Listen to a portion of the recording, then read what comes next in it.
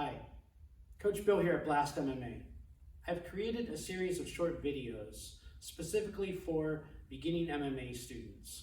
I've been coaching MMA for 15 years now, and this is my preferred method for teaching new students the fundamentals of stance, movement, offense, connecting their offense with their movement, and finally how to determine their tactics and involve their movement.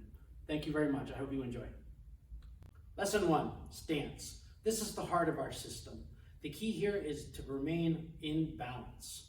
This is critical for our offense, defense, and our wrestling in MMA. From a square stance with my feet under my shoulders, we're going to take a step forward with our lead foot, a step backwards with our rear foot, and we're going to bend our knees. Our stance should now be 3 steps deep and shoulder wide. Looking from the side, 1 step forward, 1 step back, bending down, transferring to the ball of your feet, right? Notice how my base is kept in the center, right? We're staying neutral, and this is the part that gives us the important options for mixed martial arts. By having this stance, it allows us to move forwards and backwards quickly, left and right. It allows us to level change, which is critical for wrestling, as well as remain square to our opponent so we can make blocks for kicks, right? If we stand like boxers, we become exposed. We stand like wrestlers, we become exposed. We stand like Thai fighters, we become exposed. So this is the origin of the neutral stance. This is why we come to the kind of happy medium between all of these stances. One more time. Square, 1 step forward, 1 step back. Sink your base down, sink your balance into the center, transfer your weight into the balls of your feet. Posture. Once I get my footwork correct, I now need to protect my body and protect my chin. And I'm going to do that by curling my spine.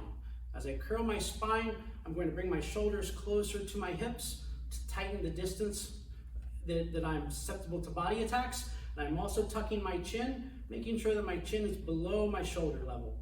I always like to see this in my mind as I'm in a body of water and the water level is at the top of my shoulders. And I'm always keeping my jaw well below that line, protected inside my shoulders, where in addition to my guard, it will remain safe. Okay, now let's work on the guard. As they say, chin down, hands up. Once we've achieved a good stance, we've adjusted our posture, now it's time to get to our guard. We're going to put our rear hand on the telephone, halfway between our ear and our chin with our vertical elbow. Our lead hand is going to come in and align with right under our lead eye. And this is just like my feet, my hips, my shoulders. Our hands will be staggered as well. You don't want to have square upper body with this turn in your hips, okay? We want to tighten up at the center line by aligning everything together, right? Last thing is that in the last section, I had mentioned the water line.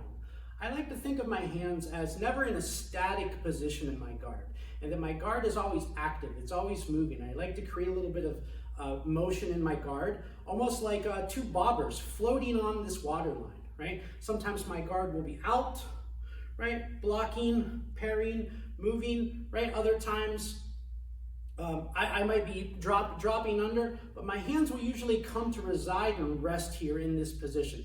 So I think about this as again, part of the neutral stance, where my guard rests, where my guard, as we move, as we start to work, create our different options here, where I will come back to rest. And this comes back to the neutral position, in line on the water line here at the shoulders.